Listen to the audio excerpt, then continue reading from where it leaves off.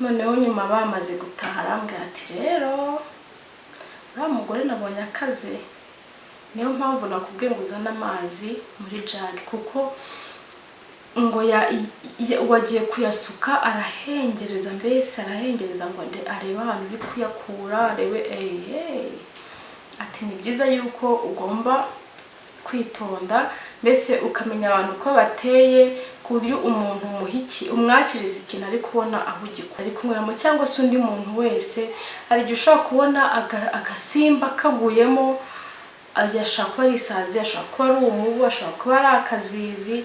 Ni byiza yuko uhita ufata ikirahure cy'umushyitsi ukagifata ukakijyana ukamuhindurira ukamuha ikindi. Rwose ikaze ku mubyeyimagazine, niba uri mushya hano tuguhaye ikaze.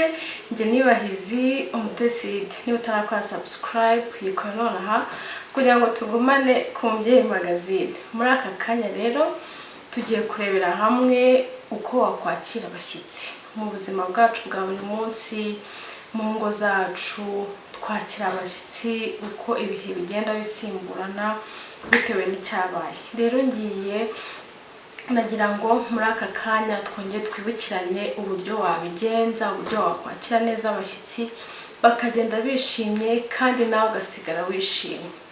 Rero iyo abashyitsi bari buze ugomba kubategurira icyo uri bubakirize, byaba ari ibyo kunywa cyangwa se ibyo kurya, bitewe n'igihari, bitewe n'uko uhagaze, bitewe n'abantu bagiye kugusura, mbese n'uko babyiteguye.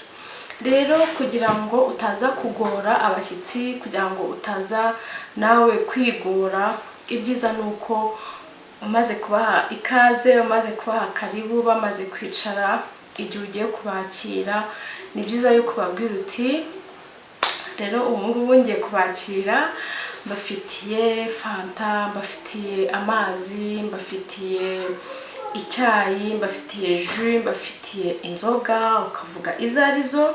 Hanyuma rero umushyitsi agaheraho akubwira icyo ari bufate. Ni byiza yuko umubwira ibyo ufite kugira ngo abe ariho ahera ahitamo icyo ari bufate, kuko ushobora gusanga kenshi wenda hari ibyo udafite. Rero ni byiza yuko umubwira uti mfite ibi ngibi n'ibi mu byo kunywa, nibyo bihari by'abashyitsi, cyangwa se nanone ukabifata ukabitereka hamwe. Tuvuge biteretse kuri plateau, biteretse ku meza, ku buryo aba ari kubibona igihe uri kubimubaza, se tuguhe iki, tukwakiriza iki cyo kunywa, gutyo gutyo.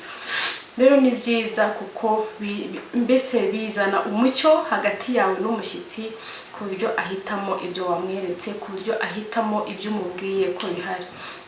Ikindi wakongeraho ni ukongeraho yuko bikonje cyangwa se bishyushye.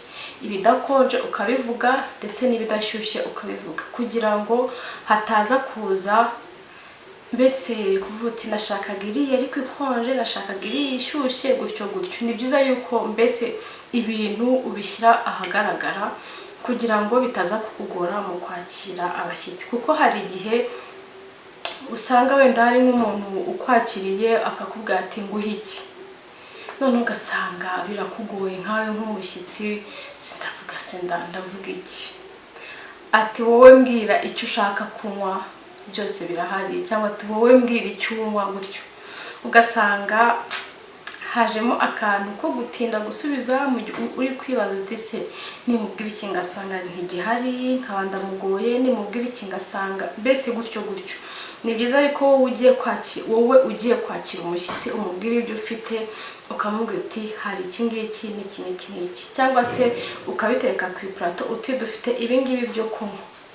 Ikindi kintu nakongeraho mu gihe turi kuvuga ibyo kunywa, ni uko hari abashyitsi wenda akenshi usigaye ubona abantu bajya gusura abantu, ugasanga bohereje envelope batanze kuri momo, mbese kugira ngo uzabashe kwakira abashyitsi. Rero igihe baguhaye envelope, igihe baguhaye amafaranga, ni byiza yuko wiyeforma ukabaza uti se abantu bazaza banywa iki, abantu bazaza banywa iki, gutyo gutyo.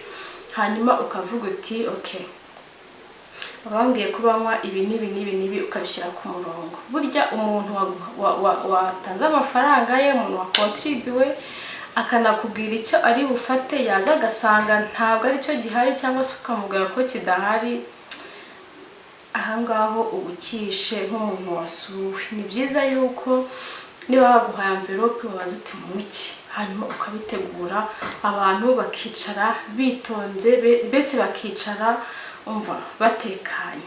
Icyo ni icyambere mu byo kunywa, ari nacyo urebye kiba kigoye cyane, kuko kurya ni ibindi bindi bitewe nuko uhagaze, bitewe nuko bese nabo biteguye kuza kugusura. Rero mu byo kurya aho ngaho nta kibazo icyo wategura cyose, ubuza abantu bagusuye uko bameze, ubuza abantu bagusuye uko mbese muba muziranye. Ni byiza yuko utarengera cyangwa se ngo nawe ibintu ubisuzugure ubica amazi.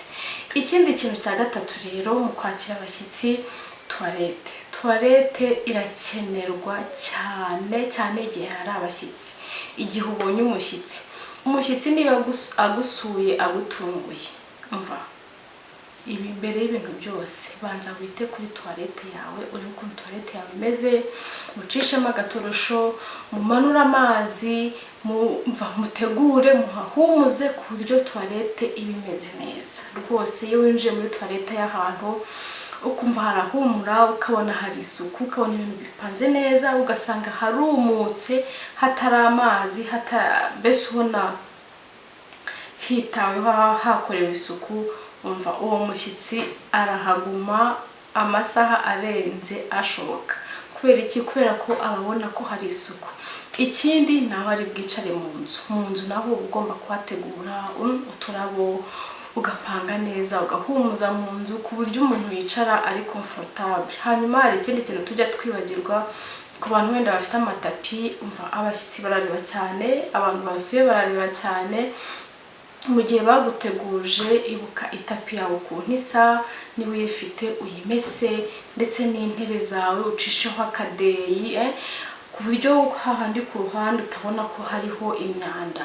Niba ari intebe zitari iz'imisego, zidafite imisego, z'ibiti, cishaho agatambaro ku buryo utabonamo umva umukungugu. Ni byiza rwose kwitegura umushyitsi. Niyo utamwakira ngo ukore ibintu bikabije mbese bikanganye, ariko byonyine kuhabona isuku, kuhabona hatunganye, ni ikintu gishimisha umushyitsi cyane.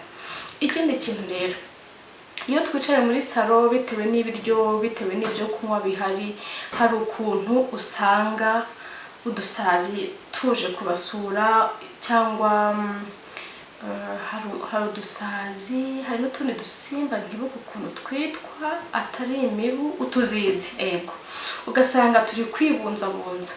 Ikintu wakora rero, ushobora nko gufata akawomo ugashyira nko ku gatapi, ugashyira munsi, cyangwa se ugacana utubuji.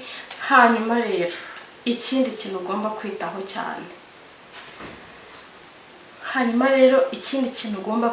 cyane, igihe mbese mwapfunduye ibiryo, igihe mwapfunduye ibyo kunywa, amaju, icyayi,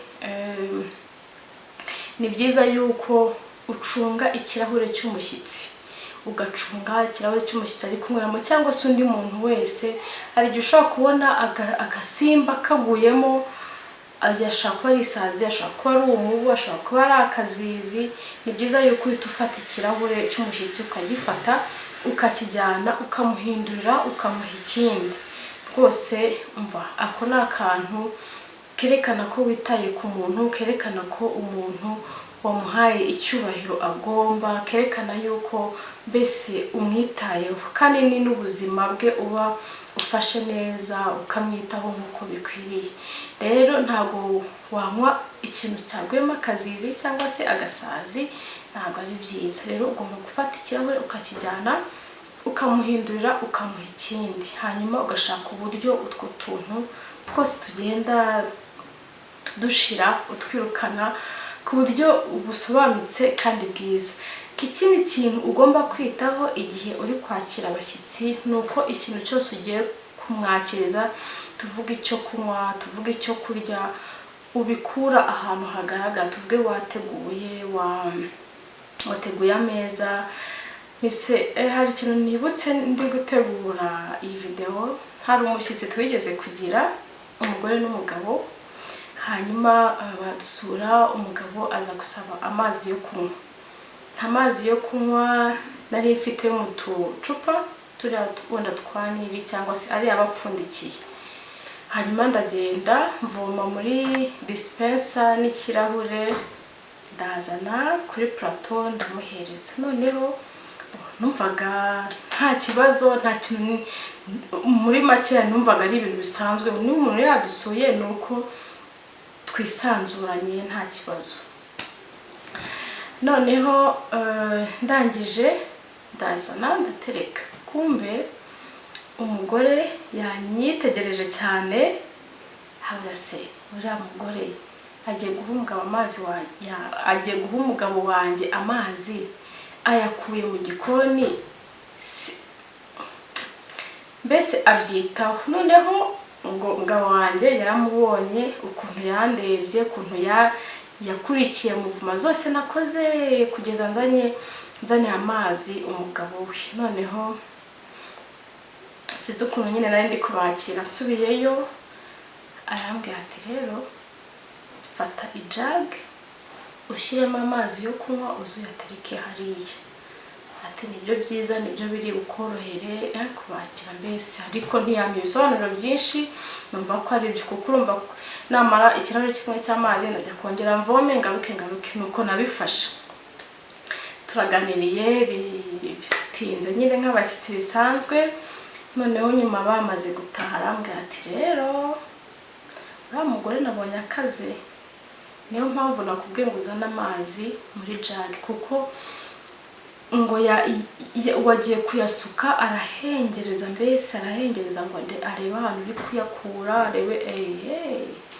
Ati ni byiza yuko ugomba kwitonda, mbese ukamenya abantu uko bateye, ku buryo umuntu umwakiriza ikintu ari kubona aho ugikuye. Rero nguko rero niba ugiye kuha umuntu amazi cyangwa se ikindi kintu, niba udafite ayo macupa cyangwa se ahantu yavoma bigaragara, ashyira mu ijage utereke hafi aho, kugira ngo umuntu wenda atazavuga ati yamuhaye amazi yo muri robine, yamuhaye amazi cyangwa yongeyemo akandi kantu, ibintu nk'ibyo. Rero burya abantu turatekereza cyane, tugira amayide menshi cyane. Ni ngombwa yuko umuntu igihe umwakiriye mu rugo rwawe aba comfortable, mbese avuga ati ibintu bimeze neza nta kibazo. Hanyuma rero nko ku mazi nk'uko nabibabwiraga, ni byiza yuko wenda uteganya amazi ari afunze kugira ngo ube umuntu yifungurire, bitewe n'abantu bagusuye abo ari bo, bitewe n'abantu uko bateye. Ni akantu k'ubwenge nahigiye, umva bimaze igihe kuko hashize nk'imyaka 7.